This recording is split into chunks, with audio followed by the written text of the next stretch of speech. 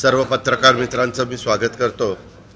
आज आपल्या मार्फत जी काही माहिती द्यायची त्याच्या संदर्भामध्ये सध्या अजूनही आपल्या महाराष्ट्रामध्ये मोठ्या प्रमाणात पाऊस पडत आहे, तो काही अजून थांबायला तयार नाही। आणि पाठीमागे ज्यावेळेसपासून पाऊस सुरू झाला त्याच्यानंतर हे सरकार आलं शिंदे साहेबांचं, आणि त्याच्यानंतर त्यांनी पण दौरे केले, आम्ही लोकांनी दौरे केले। त्यांनी सांगितलेलं होतं मदत करतो, एनडीआरएफच्या दुप्पट मदत करतो, असं बरंच काही सांगितलं। परंतु अजूनपर्यंत ज्यावेळेस आम्ही महाराष्ट्रामध्ये फिरतो तिथं पैसे मिळालेले नाही। त्याच्या संदर्भामध्ये आता आज तारीख जवळपास 20 सप्टेंबर आहे, तरी देखील अजून पैसे गेलेले नाहीत। आणि शिवाय खूप भागामध्ये अतोनात पाऊस पडतोय, त्याच्यामुळे तिथं नवीन सूचना सरकारने दिल्या पाहिजेत, स्टँडिंग ऑर्डर दिल्या पाहिजेत की जोपर्यंत पाऊस थांबत नाही आणि तिथं शेतीचं नुकसान होतं आहे, आपले जे काही एनडीआरएफचे एसडीआरएफचे नॉर्म्स आहेत त्यापेक्षा जास्तीचा पाऊस पडल्यानंतर जी काही मदत मिळायला पाहिजे, किंवा सरकारने मधल्या काळामध्ये विधिमंडळाचं अधिवेशन चालू असताना जे जाहीर केलेलं आहे त्या संदर्भामध्ये त्यालाच अनुसरून पुढच्या पण मदती ह्या शेतकऱ्यांना झाल्या पाहिजे। परंतु त्या प्रकारे होत नाही, हे खरं शेतकऱ्यांची खंत आहे। आणि म्हणून मी विरोधी पक्षनेता या नात्याने आग्रहपूर्वक मागणी करतो सीएम डीसीएम मदत पुनर्वसन मंत्री की यामध्ये तातडीने लक्ष घालून ते चेक त्या बाबतीमध्ये गेले पाहिजे। मध्ये आपल्याला सगळ्यांना माहिती आहे, आपण पण तो मुद्दा मोठ्या प्रमाणावर उठवलेला होता, तो म्हणजे वेदांतच्या प्रकल्पाच्या संदर्भामध्ये। वेदांताच्या जो काही फॉक्सकॉन हा प्रकल्प होता त्याबद्दल चर्चामध्ये बरीच झाली। भाजपचे काही केंद्रीय मंत्री आणि इतरांनी पण सांगितलं की मुख्यमंत्र्यांनी पण कानावर असं आलं की आम्ही दिल्लीमध्ये जाणार आहेत, आता मुख्यमंत्री 2 दिवसाच्या करता दिल्लीला जात आहेत, अशा प्रकारची कालची बातमी आहे। आणि मग ते जाणार असतील तर इतर जी काही कामं राज्याची असतील त्याचा पाठपुरावा करायला कदाचित ते जाणार असतील, तो त्यांचा अधिकार आहे। पण त्यामध्ये वेदांताच्या संदर्भामध्ये जे काही तरुण वर्गामध्ये बेरोजगारांच्या मध्ये खूप मोठ्या प्रमाणावर जी नाराजी पाहायला मिळते, ती नाराजी दूर करण्याच्या करता निश्चितपणे एकनाथराव शिंदे साहेबांनी त्यांचं सर्वस्व पणाला लावावं। आणि तो प्रकल्प जसं मध्ये काहींनी कारण नसताना, ज्यांना कुणाला जास्तीची माहिती नाही त्यांनी कारण नसताना काहीतरी वेगळ्या प्रकारची माहिती देऊन दिशाभूल करण्याचा प्रयत्न केला। वास्तविक उद्धव ठाकरे साहेबांच्या नेतृत्वाखालचं महाविकास आघाडीचं सरकार असताना शेवटपर्यंत हे मोठे मोठे प्रकल्प आपल्या भागामध्ये यावेत याकरता प्रयत्न चाललेत। काही राजकीय पक्षाचे लोक असेही म्हणतात की बाबा हे प्रकल्प कुणी काही वेगळं काही मागण्या केल्या होत्या, डिमांड केली होती म्हणून गेलेत का? वास्तविक मी त्यावेळेस उपमुख्यमंत्री म्हणून सरकारमध्ये काम करत होतो, अजिबात तशा पद्धतीनं कुठलं झालं नाही। कारण नसताना एक संभ्रमावस्था निर्माण करण्याचा प्रयत्न हा केला जातो। आणि जर कुणाला असं वाटत असेल तर त्यांनी त्याच्याबद्दलची केंद्र सरकार त्यांच्या हातात आहे, राज्य सरकार त्यांच्या हातात आहे, वेगवेगळ्या महत्त्वाच्या चौकशा करण्याची जी एजन्सी असते ते त्यांच्या हातात आहे, त्यांनी चौकशी त्या ठिकाणी करावी। पण काही जण जो काही स्टेटमेंट करून एक बेरोजगारांच्या मध्ये गैरसमज निर्माण करतात, वास्तविक अशा पद्धतीनं कुठलंही घडलेलं नाही। तरी पण चौकशी करायची असेल तर चौकशी करू द्या, दूध का दूध पाणी का पाणी होऊ द्या। कोणत्या कारणाकरता? आता मागे मी बीडला देखील ते स्टेटमेंट केलेलं होतं। 15/7/2022 रोजी आपले चीफ सेक्रेटरी मनोज श्रीवास्तव यांच्याच अध्यक्षतेखाली दुपारी 12:30 वाजता 95वी 95th उच्चाधिकार समितीची बैठक झाली होती। आणि त्याही बैठकीमध्ये पहिला विषय हाच होता, वेदांत लिमिटेड हा घटक फॅब प्रकल्पाअंतर्गत महाराष्ट्रात एकूण 1,57,500 कोटी रुपयाची गुंतवणूक करणार असून त्या अनुषंगाने घटकाने खालील अतिरिक्त मागण्यांची विनंती केली होती। याचा अर्थ सरळ सरळ आहे, आमचं सरकार जून एंडला गेलं, जुलैच्या संदर्भातली ती ऑर्डर आहे आणि जुलैच्या संदर्भात ती मीटिंग झाली। तर त्या मीटिंगमध्ये देखील सरकार म्हणून मुख्यमंत्र्यांनी त्यांच्या हाय पॉवर कमिटीने किंवा जे कोणी संबंधित असतील त्यांनी सगळ्यांनी लक्ष घालून त्याबद्दलचा निर्णय घ्यायला पाहिजे होता, हे आमचं स्पष्टपणे त्या ठिकाणी सांगणं आहे। त्यामुळे आजच्या प्रेसच्या निमित्तानं मला महाराष्ट्रातल्या तमाम जनतेला सांगायचं आहे की काही जण ज्या काही अफवा उठवतायत किंवा चुकीच्या बातम्या पसरवण्याचा प्रयत्न करतायत की ह्यांच्याच काळामध्ये वेदांतांनी ते नाकारलेलं होतं, ते साफ खोटं आहे, ते साफ चुकीचं आहे. ह्या पण गोष्टीची दखल ही आपण ह्या निमित्तानं घ्यावी अशी माझी आपल्याला सगळ्यांना विनंती आहे. आणि त्याच्यामध्ये खूप काही गोष्टी आलेल्या होत्या की कसं आपल्या महाराष्ट्रामध्येच तो योग्य ठरेल त्याबद्दल पण बऱ्याच प्रकारची चर्चा झालेली होती. वेगवेगळे मुद्दे त्यांनी उपस्थित त्या ठिकाणी केलेले होते आणि त्याच्यात त्यांना तळेगावचीच जागा ही अतिशय चांगल्या प्रकारची निवडलेली होती, वाटलेली होती आणि तिथं बाकीच्या सगळ्या गोष्टी ह्या प्रकल्पाच्या अनुषंगाने महाराष्ट्र राज्यामध्ये ही गुंतवणूक धोरण हे पोषक असल्याने त्यांनीच ही जागा निवडलेली होती. ही बाब देखील तितकीच स्पष्टपणे मी आपल्या सगळ्यांच्या निदर्शनास आणून देऊ इच्छितो. तसंच काही जण म्हणाले की आम्ही अजून काही प्रकल्प आणणार तर तेही प्रकल्प आणावेत. मी आज पुन्हा आपल्या मार्फत महाराष्ट्राला सांगतो, महाराष्ट्राच्या हिताचे जे जे प्रकल्प असतील ते प्रकल्प महाराष्ट्रामध्ये यावेत. फक्त त्याच्यातून पर्यावरणाचा ऱ्हास होता कामा नये ही बात मात्र सगळ्यांनी त्याच्यामध्ये म्हणजे विशेषतः सरकारने त्याबद्दलची नोंद ही घेतली गेली पाहिजे.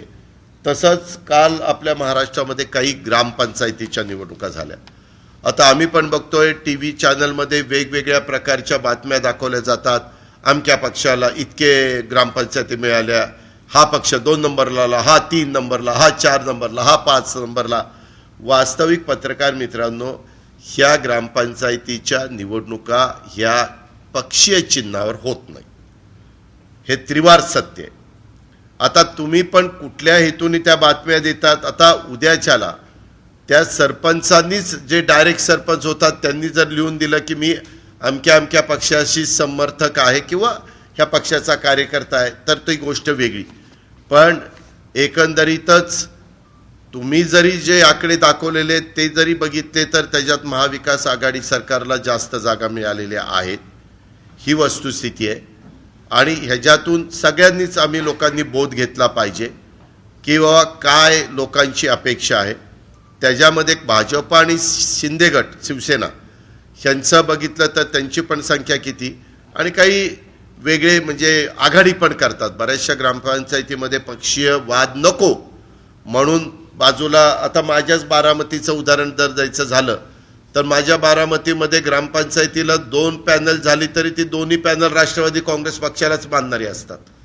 त्याच्यामुळं तिथं असं काही पक्षीय चालतं अशातला भाग नाही. अशा बऱ्याचशा भागामध्ये ह्या गोष्टी घडतात.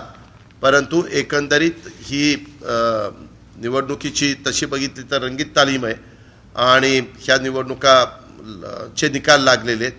त्याच्यानंतर मग पंचायत समिती, जिल्हा परिषद, नगरपालिका, महानगरपालिका, नगरपंचायतीच्या ह्या निवडणुका पण आता सप्टेंबरपर्यंत काहींना स्थगिती दिलेली होती, विशेषतः सहकारातल्या निवडणुकांना.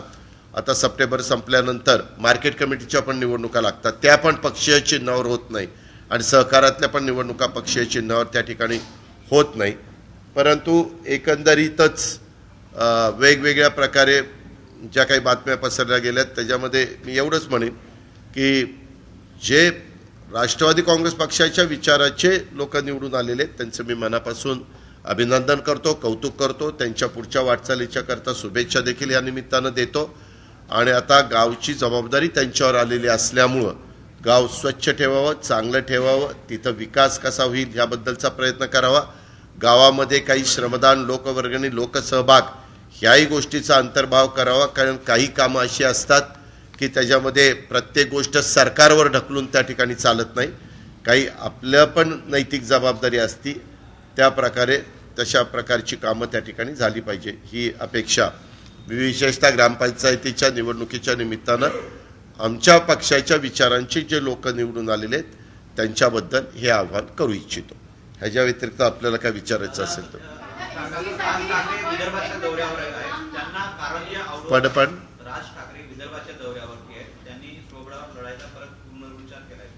तो त्यांचा अधिकार आहे ना. उद्याच्याला त्यांचा पक्ष काय किंवा इतर कुणाचा पक्ष काय, त्यांनी कुणाच्या ताकदीवर लढावा हा ज्याचा त्याचा प्रश्न आहे. त्यांनी त्यांच्या ताकदीवर लढायचा निर्णय घेतलेला आहे, ती बाब त्यांना त्यांच्या पक्षाला योग्य वाटत असेल तर त्यांना त्याच्यामध्ये आम्ही राजकीय टीका टिप्पणी करण्याचं काहीच कारण नाही, उलट त्यांना शुभेच्छा.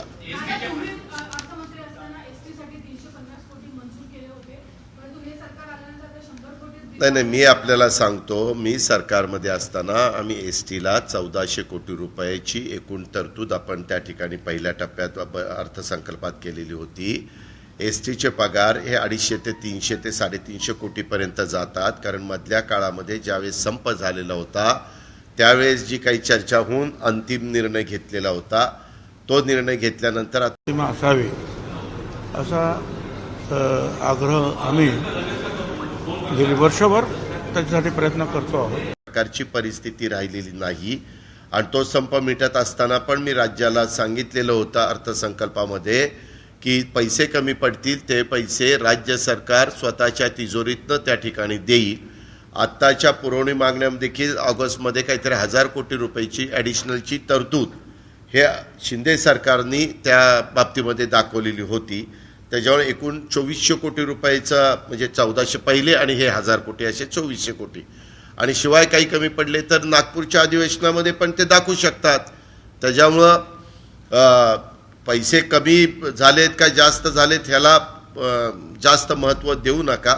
एसटी कामगारांचे पगार आणि कर्मचाऱ्यांचे पगार, ड्रायव्हर, कंडक्टर आणि कर्मचारी हे वेळेमध्ये व्हावे ह्याबद्दल सरकारने बारकाईनं लक्ष त्या बाबतीमध्ये द्यावं.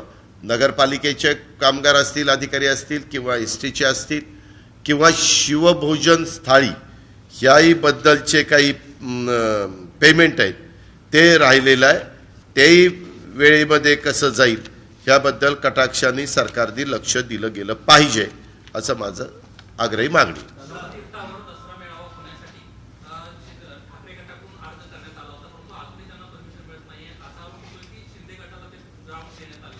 ह्यामध्ये खरं तर आता काही दिवस अजून उद्धव ठाकरे साहेबांच्या शिवसेनेने प्रयत्न करावा. आता ती वेळ जवळ आलेली आहे, कारण 5 तारखेलाच मला वाटतं दसरा आहे. नाही तर मग शेवटी मागे तुम्हाला आठवत असेल काही वेळेस हायकोर्टामध्ये जाऊन पण परवानग्या घेतल्या गेलेल्या आहेत. मागे करोनाच्या काळामध्ये देखील तशा पद्धतीनं काही गोष्टी घडलेल्या आहेत. वास्तविक आता शिवसेनेचा आम्ही बरेच शिवसेनेची स्थापना झाल्यापासून शिवसेना प्रमुख बाळासाहेब ठाकरे तिथंच मेळावा घ्यायचे आणि त्याच्यानंतर बाळासाहेबांनी ती जबाबदारी शिवाजी पार्कच्याच मैदानावर उद्धव ठाकरे साहेबांच्यावर सोपवलेली होती, म्हणजे शिवसेना प्रमुखाची. आणि त्यांनी सांगितलेलं होतं की इथून पुढे शिवसेनेचं नेतृत्व उद्धव ठाकरे करतील आणि तुम्ही सगळ्यांनी साथ द्या, तुम्ही सगळ्यांनी पाठिंबा द्या, तुम्ही सगळ्यांनी पाठीशी उभं राहा. तर त्यांनीच त्यावेळेस आव्हान केलेलं होतं. तर तसाच पद्धतीचा मेळावा आता BKC काहीतरी शिंदे गटाचा मेळावा होणार आहे अशी बातमी आहे. त्यांना ती जागा उपलब्ध करून दिली तर इकडची जागा ह्या शिवसेनेला द्यावी उद्धव ठाकरे साहेबांच्या, आणि दोन्ही मेळावे व्हावे, दोघांचे विचार राज्याने ऐकावेत.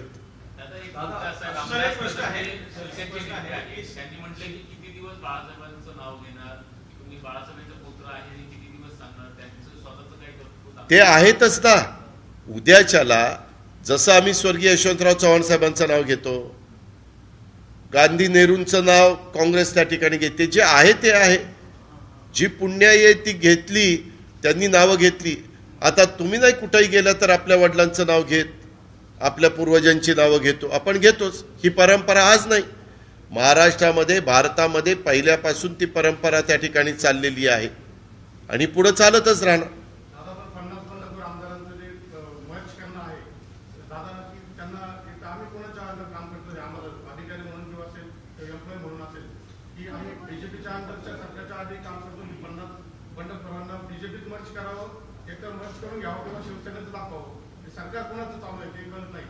ह्या संदर्भात हा प्रश्न आपला नाही आहे, ही सुप्रीम कोर्टामध्ये मॅटर गेलेली आहे.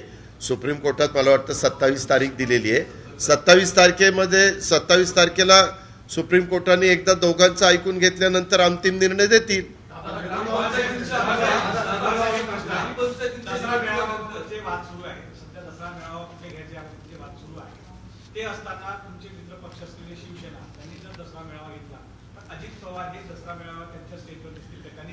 हे का मी आपल्याला सांगतो, दसरा मेळाव्याची पद्धत पहिल्यापासून त्यांच्या पक्षीय मेळावा आहे. त्याच्या आम्ही जसं आता आमच्या राष्ट्रवादी काँग्रेस पक्षाचं अधिवेशन, राष्ट्रीय अधिवेशन 2 दिवसाचं दिल्लीत घेतलं, त्यावेळेस आमच्या पक्षाची लोक त्या ठिकाणी स्टेजवर राहणार. त्यांच्या अधिवेशनात, त्यांचा मेळाव्याच्या वेळेस त्यांची लोक राहणार.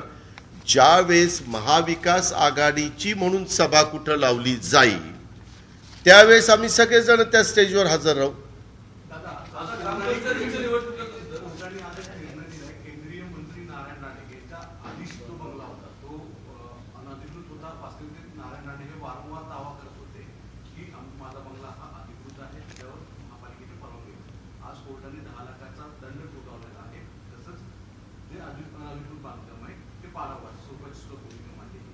त्यातला प्रश्न उपस्थित भूमिका मांडलेली आहे का सांगितलेलं आहे? निर्णय आहे.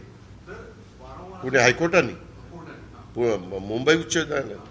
तर प्रश्न उपस्थित राहतो की ज्या पद्धतीने दावे राणे सुद्धा करत होते सरकार नसतानाही आणि सरकार आता आल्यानंतर सुद्धा, ते उघड होते की खोटे आहेत आणि त्यांच्या बंगल्यावर कारवाई होणार आहे.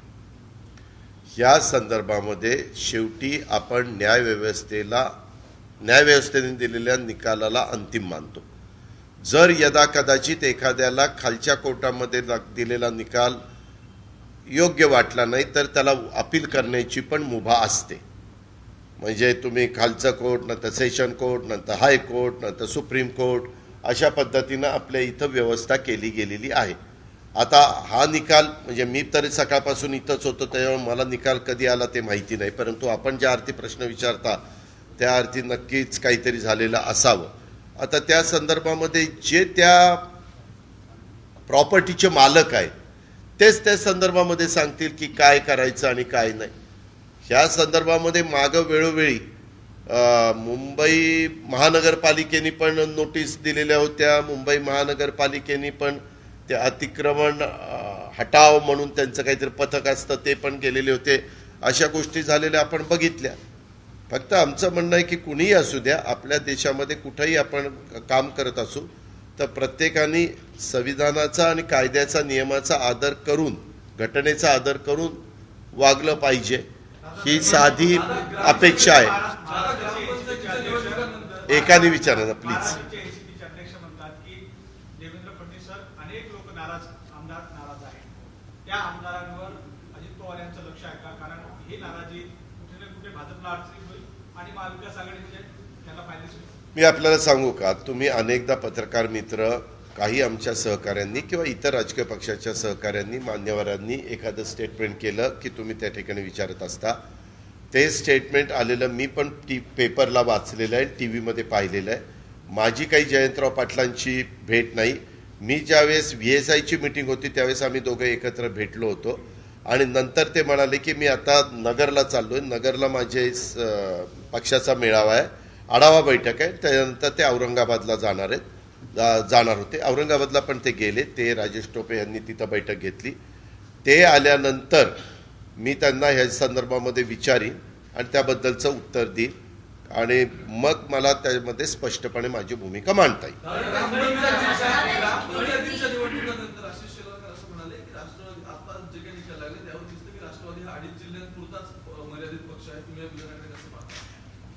हे का, निंदकाचं घर असावं शेजारी. ते आमचं शेजारी घर आहे, त्याच्यामुळे त्यांना काय निंदा करायची असेल ते करू द्या, आम्हाला काही फरक पडत नाही. आम्ही लोकांच्यामध्ये काम करणारे कार्यकर्ते आहोत. आमचे राष्ट्रीय नेते देखील त्याच पद्धतीनं आम्हाला सगळ्यांना शिकवण आहे. आम्ही आमच्या परीनं काम करत राहणार. जनतेला जे योग्य वाटेल जनता त्याच्या पाठीशी उभी राहणार. आणि मी एक उदाहरण देतो. एकेकाळी 2 खासदार निवडून आलेला पक्ष देखील वर जाऊ शकतो, हे निंदकांनी लक्षात घ्यावं.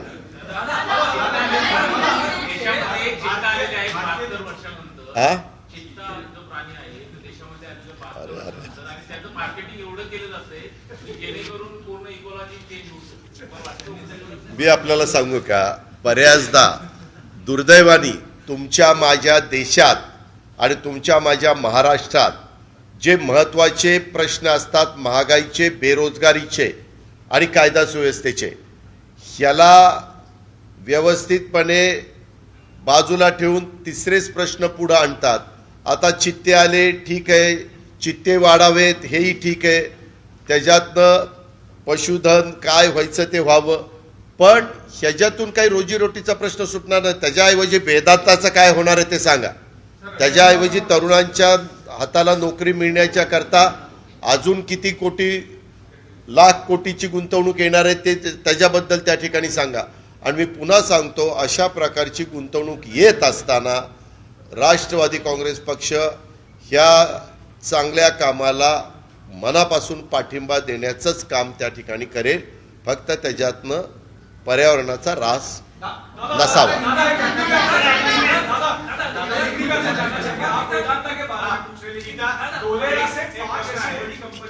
क्या डोलेरा से 5 ऐसे बड़े प्रोजेक्ट है वो चले गए. हम सिर्फ वेदांता के बारे में बात करें कि वेदांता का प्रोजेक्ट वहां गया, लेकिन डोलेरा से खुद 5 जिसमें जियोफोन का भी प्रोजेक्ट था वो भी चला गया था. और इसका कारण एक ही बताया गया था कि इंफ्रास्ट्रक्चर नहीं है. ऐसे में वेदांता वहां जाना कैसे नहीं, हमारा यही कहना है कि अपने महाराष्ट्र में कोई किसी का भी गवर्नमेंट हो, किसी का भी सरकार हो, उन्होंने हमेशा महाराष्ट्र का हित सामने देखना चाहिए और उसमें से ज़्यादा रोजगार कैसा पैदा हो सकता है, ज़्यादा से ज़्यादा इकोनॉमी पे कैसा परिणाम हो सकता है, उसके बारे में ज़्यादा ध्यान देने की ज़रूरत है. उसके लिए जो भी इंफ्रास्ट्रक्चर लगेगा, अभी बीच में मैंने कुछ चैनल पे देखा या सोशल मीडिया पे देखा कि जो फोटो दिखाया है कि अभी जो प्रोजेक्ट जा रहा है वेदांता का गुजरात में, वहाँ तो पानी है, 2 फीट 3 फीट तक पानी ऐसा दिखाई देता है. तो इंफ्रास्ट्रक्चर तो आप दे सकते हैं, तो ऐसा कोई भी न हो कि वो प्रोजेक्ट किसी इंफ्रास्ट्रक्चर वहाँ अवेलेबल नहीं है इसीलिए बाहर जा रहा है. ये अपने महाराष्ट्र के लिए बहुत नुकसान वाली बात है. बीजेपी ने आरोप लगाया है कि एनसीपी को महाविकास आघाड़ी सरकार के दौरान सबसे ज्यादा फायदा हुआ, जिसको देखते हुए शिंदे ने सरकार गिराई क्योंकि शिवसेना का नुकसान हो रहा था. नहीं, ये बीजेपी को क्या लगता है तो बीजेपी उसके बारे में स्टेटमेंट निकाल रहा है. हर एक पार्टी, अभी शिवसेना शिंदे गठ भी खुद की पार्टी बढ़ाने की कोशिश कर रहा है, बीजेपी उनकी खुद की पार्टी बढ़ाने की कोशिश कर रहा है. बहुत सालों तक अपने महाराष्ट्र में शिवसेना और बीजेपी की युति थी. 5 साल उनका गवर्नमेंट था, पहले 95 से 99 तक. उसके बाद भी गवर्नमेंट आया था, तब भी शिवसेना ने उनको सपोर्ट किया था. तो किसी का भी गवर्नमेंट हो, एनडीए सरकार हो या यूपीए सरकार हो, उसमें जितने भी पार्टियां इन्वॉल्व हो जाती है, हर एक पार्टी को अपनी पार्टी बढ़ाने का पूरा अधिकार है. इसीलिए हम जब काम करते थे तो महाराष्ट्र का हित सामने रखकर हमारा काम चालू था, महाविकास आघाड़ी का. और उद्धव ठाकरे साहब, उनका भी पार्टी के बारे में अलग अलग वीसी लेते थे, मीटिंग लेते थे, डायरेक्शन देते थे. वैसे हम भी एनसीपी के बारे में करते थे, कांग्रेस के बारे में करती थी. उसमें एक छोटा सा पार्टी थी प्रहार, वो प्रहार के उनका पार्टी का भी काम चालू था. ऐसे सबको अपने अपनी पार्टी बढ़ाने का अधिकार है. तो ये ऐसे स्टेटमेंट निकालकर ये कुछ होने वाला नहीं है.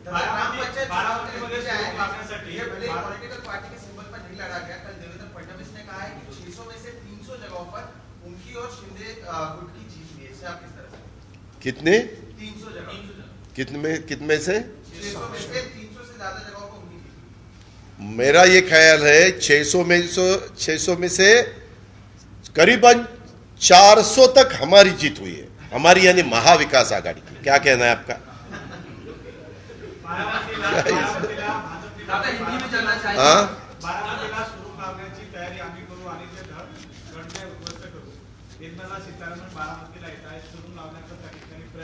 त्यांचं स्वागत आहे. कुणालाही कुठल्याही भागामध्ये जाण्याचा पूर्णपणे अधिकार आहे, मुभा आहे. बारामतीमध्ये त्यांनी पण यावं, आणखीन कुणी यायचं असेल त्यांनी यावं. बारामतीकर त्यांचं मनापासून स्वागत करतील आणि वेगवेगळ्या निवडणुकीमध्ये कुणाची बटणं दाबायचे ते दाबतील. क्या क्या क्या नारायण राणे को लेकर कोर्ट ने जो अपना फैसला सुनाया है, कहा ये देखो, उसके बारे में मैंने खुद पढ़ा नहीं, लेकिन आपने सवाल पूछा इसीलिए मैं जवाब दे रहा हूं कि उसके बारे में वो अपील भी कर सकते हैं। क्या डिसीजन आया है मुझे मालूम नहीं। अगर वो डिसीजन उनके खिलाफ गया होगा तो वो सुप्रीम कोर्ट में जा सकते हैं, सुप्रीम कोर्ट के आगे उनके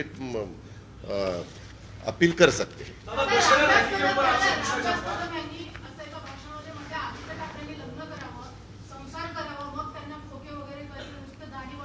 मी आपल्याला सांगू का, तुम्ही राजकारणापुरतं राजकारण करा ना। आपली महाराष्ट्राची संस्कृती नाहीये, आपली महाराष्ट्राची परंपरा नाहीये, आपल्या महाराष्ट्राला तशा प्रकारची शिकवण नाहीये। तुम्ही जर ज्याच्यातनं राज्याचं नुकसान होतंय, ज्याच्यातनं बेरोजगारांच्या नोकऱ्या जात आहेत, ज्याच्यातनं शेतकरी अडचणीत येतो, शेतमजूर अडचणीत येतो, कामगार अडचणीत येतो, ट्रायबल असेल किंवा बिगर ट्रायबल असेल किंवा शेड्यूल्ड कास्ट असेल, अल्पसंख्याक असेल, ओबीसी असेल, हा घटक अडचणीत येतो, तेवढ्यापुरतं बोलू ना। इंडिव्हिज्युअल कशा करता काढता किंवा तुम्ही हे करा, तुम्ही ते करा, ज्याचा त्याचा अधिकार आहे। कुणी दाढी वाढवावी आणि कुणी दाढी काढावी हा ज्याचा त्याचा अधिकार आहे। आपण बोलण्याचं काय कारण आहे? खरं तर माझे रामदास कदम साहेबांशी पण ओळख आहे, संबंध आहेत। ते सरकारमध्ये असताना आम्ही त्यांच्याकडे कामं घेऊन जायचो, मी सरकारमध्ये असताना ते आमच्याकडे कामं घेऊन यायचे, ते विरोधी पक्ष नेते होते, त्यावेळेस आमचे संबंध। पण ही जी काही घटना घडली त्याच्यातनं इतक्या खालच्या पातळीवर आपण शाहू फुले आंबेडकरांच्या महाराष्ट्रात आहे, छत्रपती शिवाजी महाराजांच्या महाराष्ट्रात आहे, इथं ही परंपरा नाही। इथं वैयक्तिक कुणाला तरी डोळ्यासमोर ठेवून एखाद्याची निंदा नालस्ती करणं बरोबर नाही, हे लोकांना आवडत नाही। तुम्ही बघा, पाठीमागच्या काळामध्ये काही लीडर लोकांनी काही अशा मोठ्या मोठ्या लीडरची चेष्टा केलेली होती, म्हणजे मला आठवतंय सोनियाजींची पण काहींनी चेष्टा केलेली होती, ते लोकांना नाही आवडलं। तुम्ही तुमची विचारधारा मांडा, तुम्ही तुमची भूमिका मांडा। काय सरकारचं चुकत असेल तर विरोधकांनी ते चूक लक्षात आणून द्या, आणि जर विरोधकांनी काही चुकीचं केलं तर ते सरकारने दाखवावं। पण हे बरोबर नाही की कुणाचं लग्नाचं काय झालं, कुणाचं काय दाढीचं काय झालं, कुणाचं काय। दादा, संजय राऊत यांच्या विरोधात ईडीनं चार्जशीट दाखल केलेली आहे। त्या चार्जशीटमध्ये प्रामुख्याने उल्लेख केलेला आहे 2006-7 साली शरद पवार साहेब केंद्रीय मंत्री होते। 1540च्या ज्यावेळेस बैठका संजय राऊतांना घेतल्या होत्या त्यावेळेस झाल्या होत्या, त्यामध्ये शरद पवार साहेब देखील होते, आणि त्यानंतर राकेश वाधवानी यांना तो प्रोजेक्ट दिला गेला। अशा पद्धतीचा एक ठपका त्या चार्जशीटमध्ये ठेवण्यात आला। हे का, उद्याच्याला एखादी एजन्सी असती इन्क्वायरी करणारी, त्यांना जो अधिकार असतो त्यांनी काय करावं हा त्यांचा अधिकार आहे। आता ती कोर्ट मॅटर झालेली आहे। आता कोर्टात ज्यांनी त्यांनी आपापले वकील देऊन आपापली भूमिका व्यवस्थितपणे त्या ठिकाणी मांडावी, आणि मग त्याच्यातनं कोर्ट अंतिम काय तो फैसला त्या ठिकाणी देईल। जपानचा जवळपास 729 कोटींचा जो हप्ता आहे तो अजूनही देणं बाकी आहे। गळीत हंगाम नावा जाहीर करण्यात आला। माझी आपल्याला विनंती आहे, तुम्ही ना तेवढीच काहीतरी आकडा सांगता आणि लोकांची गैरसमजूत करता।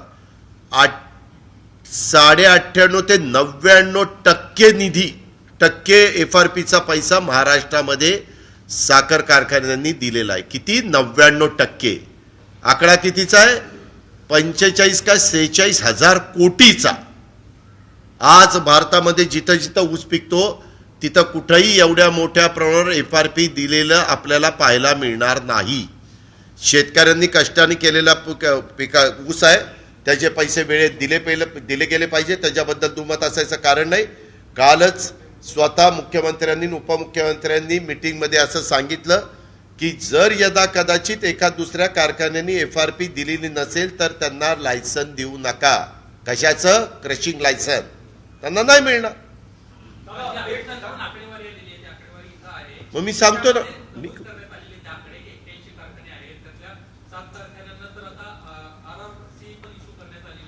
बरोबर आहे ना।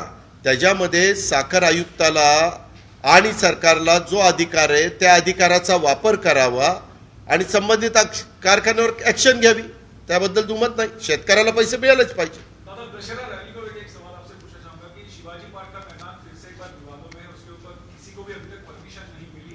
शिंदे गुट भी ट्राई कर रहा है, उद्धव ठाकरे भी उनकी तरफ से ट्राई। नहीं ना, अभी शिंदे गुट को BKC दिया है, BKC का मैदान वहाँ का परमिशन दी है, तो अभी यह शिवाजी पार्क की परंपरा जो बाला साहब ठाकरे के ज़माने से चालू है, तो वो आगे भी चालू है। तो उद्धव जी को वहाँ सभा लेने के लिए परमिशन देनी चाहिए, ऐसी हमारी विनती है। दादा तुम्ही आता काही वेळापूर्वी म्हणलं की महाराष्ट्रात कोणतीच प्रोजेक्ट यायला काय हरकत नाही, फक्त पर्यावरणाला ते मार्ग नसावे. येस, मुद्दा असा राहतो की नाणार हा प्रकल्प जो होता तो नाणारच्या इतर ठिकाणी करण्याची भूमिका आता राज्य सरकार किंवा राज्याचं उद्योग मंत्रालय सांगतं, तर त्याला समर्थन आहे का? कारण की जर तो पर्यावरण पूरक राहिला तर तो मी आपल्याला पर्टिक्युलर XYZ उद्योगाचं नाव घेऊन मला तुम्ही प्रश्न विचारताय, परंतु मी पुन्हा सांगतो की ज्याच्यातून ज्या भागात प्रकल्प उभा राहणार आहे त्या भागातला मेजॉरिटी लोकांचा पाठिंबा, हवेत तर प्रकल्प उभा राहत नाही, मेजॉरिटी लोकांचा 100% तर कुठंच काही आपण एखादा समृद्धी महामार्ग करत असताना पण काही 4-2% लोकांचा विरोध असतो, रेल्वे लाईन करत असताना असतो, विमानतळ करत असताना असतो. परंतु आपण ज्यावेळेस डेव्हलपमेंटचा विचार करतो त्यावेळेस बहुमताचा आदर केला गेला पाहिजे. जर बहुमताने तिथले लोक पाठिंबा द्यायला तयार असतील आणि त्या भागामध्ये पर्यावरणाचा कुठलाही ऱ्हास होणार नसेल, तर त्याच्यातून महाराष्ट्रामध्ये रोजगार निर्माण होणार असेल, आर्थिक सुबत्ता येणार असेल, त्या परिसराचा कायापालट होणार असेल, तर ते प्रकल्प महाराष्ट्रात आलेच पाहिजेत. दादा आपला एक प्रश्न आहे. वेगळ्या विभागाची पुन्हा मोहीम सुरू झाली आहे आणि प्रशांत किशोर बिहार सोडून आता नागपूरला कशाची आहे. वेगळी झाली? वेगळा विदर्भ. हो का, त्याला काही तुम्ही महत्त्व देऊ नका. जोपर्यंत स्थानिक विदर्भातली जनता वेगळ्या विदर्भाच्या पाठीशी उभी राहत नाही तोपर्यंत महाराष्ट्रात वेगळा विदर्भ होऊ शकत नाही. कितीही आले कितीही गेले तर काही त्याचा परिणाम होणार नाही. दादा हिंदी में एक पत्र आपने लिखा है गड्ढों को लेकर, महाराष्ट्र में गड्ढे जिसका तो मुंबई नासिक का जिक्र किया है, ऐसे कई इलाके हैं जहाँ पे गड्ढे दिखाई दे रहे हैं, इसके बावजूद भी कई एक्सीडेंट हो रहे हैं, सरकार का ध्यान नहीं जा रहा है. बारिश के बाद किसी का भी सरकार हो, आपका भी हो, तो बारिश के बाद गड्ढे निकलते हैं. वो गड्ढे क्लियर करने का रास्ता, वहाँ अच्छा करने का, वहाँ हॉट मिक्स प्लांट हो या कुछ भी हो, ट्रीमिक्स हो या कोई भी ये यूज़ करके वो ठीक ठाक करके देने चाहिए. ये गवर्नमेंट का काम रहता है. सेंट्रल गवर्नमेंट हो, स्टेट गवर्नमेंट हो, कॉरपोरेशन हो या कोई भी एजेंसी हो या MMRD हो या रास्ते विकास महामंडल, कोई भी हो, उसका हर एक का काम है. उसकी क्वालिटी अच्छी होनी चाहिए. अभी CM साहब ने बताया है कि अभी आइंदा कुछ महीनों के बाद या कुछ सालों के बाद बम्बई के सभी रास्ते कंक्रीटीकरण करने वाले, वो भी किया तो भी अच्छा है. दादा लेकिन डिफेक्ट लाइब्रेरी पीरियड हर चीज का एक रहता है. हम देखते हैं कि हर साल रास्तों को लेके कॉन्ट्रैक्ट निकलता है, BMC हो, DMC हो, और हर बारिश में हम देख रहे हैं कि लोगों की जान जा रही है. आज भी अगर आप ट्विटर खोलेंगे तो देखेंगे कि थाने में भी उसके बारे में जो कॉन्ट्रैक्टर है उनके ऊपर एक्शन लेनी चाहिए, उनके खिलाफ FIR दर्ज करनी चाहिए. एक तो कॉन्ट्रैक्टर के ऊपर भी, और वहाँ जो ऑफिसर वो देखता है जिसके जिम्मेवारी है कि ये रोड आपने देखने का है, वहाँ का जो भी एग्जीक्यूटिव इंजीनियर है, AC है, CE है, जो भी है, जिनकी जिम्मेवारी है उनके ऊपर भी एक्शन लेनी चाहिए. और जो कॉन्ट्रैक्टर है उसको ब्लैक लिस्ट में डालना चाहिए और उसके ऊपर भी FIR करना चाहिए. ये करने के बाद ही ये सब सीधे हो जाएंगे. आता दहीहंडीमध्ये जो एक गोविंदा होता कश्मीर सावंत, तो अजूनही उपचारासाठी हॉस्पिटलमध्ये त्याला अजूनही सरकारी मदत मिळाली नाही. या बाबतीत आपण काय सांगाल? नाही, आम्हाला तर सभागृहामध्ये स्वतः मुख्यमंत्र्यांनी सांगितलं. त्या दिवशी मला वाटतं कोणतरी एक कॅबिनेट मिनिस्टर त्यांच्या घरी जाऊन त्यांनी चेक पण दिलेल्या बातम्या पेपरमध्ये आलेल्या होत्या.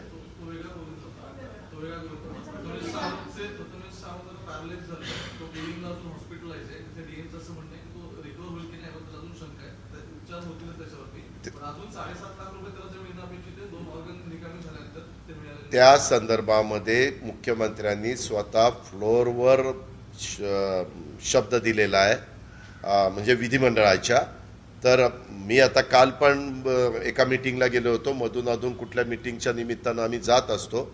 जरूर हा मुद्दा मी मुख्यमंत्री महोदयांच्या लक्षात आणून देईन मला असं वाटतं की तो लक्षात आणून दिल्यानंतर ते ताबडतोब ॲक्शन घेतील किंवा आजच्या या पत्रकार परिषदेच्या निमित्तानं त्यांच्या कुणी लक्षात आणून दिलं तरी ते कार्यवाही करतील याबद्दल मला खात्री आहे. सर, एक सवाल ये है कि लंपी वायरस जिस तरह आगे बढ़ रहा है, कई राज्यों ने बाकायदा जो मवेशी जो जानवर है उनको लाने और ले जाने में पाबंदी लगा दी है. मुंबई में भी शोकॉज नोटिस जारी किया है पुलिस विभाग.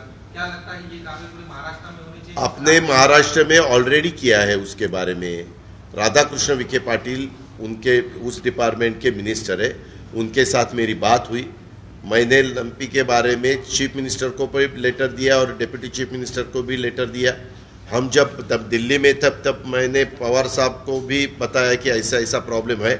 पवार साहब बोले कि ठीक है, मैं सेंट्रल के मिनिस्टर के साथ और सेक्रेटरी के साथ भी बात करता हूँ, क्योंकि साहब के पास ये 10 साल तक डिपार्टमेंट था, साहब जब एग्रीकल्चर मिनिस्टर थे तब.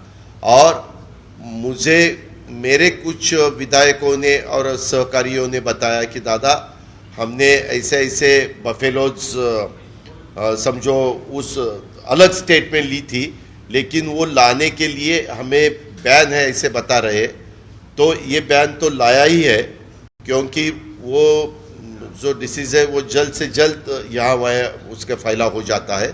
इसीलिए वैक्सीन ये एक ही उसका उपचार है कि आप अगर वैक्सीन कर सकते हैं तो वो कंट्रोल में रह सकता है. तो इसीलिए हमने उनको डिमांड की सीएम डीसीएम को कि आप अगर वैक्सीन पूरे देश में बहुत से स्टेट में ये लंपी डिसीज आया है तो आप बाहर से भी आउट ऑफ इंडिया वहाँ वैक्सीन होगा तो वहाँ से भी मंगाओ.